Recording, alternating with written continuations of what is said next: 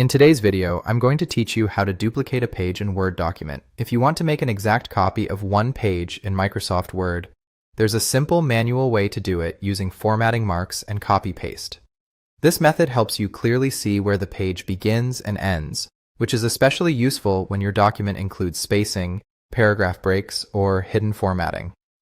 Start by going to the Home tab and selecting the Pilcrow symbol in the menu bar. This is the paragraph mark button, and turning it on lets you see all the hidden formatting marks in the document.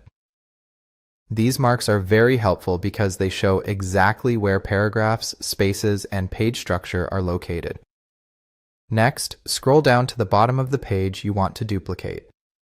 Find the last Pilcrow symbol on that page, then press Enter until Word moves you onto the next page.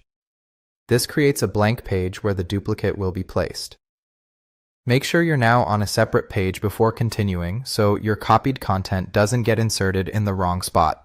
After that, place your cursor at the very beginning of the first page. Hold down the Shift key, then press down to highlight everything on that page until you reach the last Pilcrow symbol.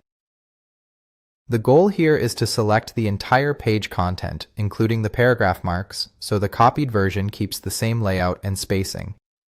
Once the full page is highlighted, right-click and copy the document content. Then go to the second page, place your cursor next to the Pilcrow on that blank page, right-click, and paste using the Keep Source Formatting option. This is important because it preserves the original appearance of the page, including text formatting, spacing, and alignment. You may notice that Word creates an extra third page after pasting. If that happens, simply delete the third page by removing the extra Pilcrow. In most cases, deleting that final paragraph mark will remove the unwanted blank page. Finally, turn off the Pilcrow marks by clicking the Pilcrow option again on the Home tab.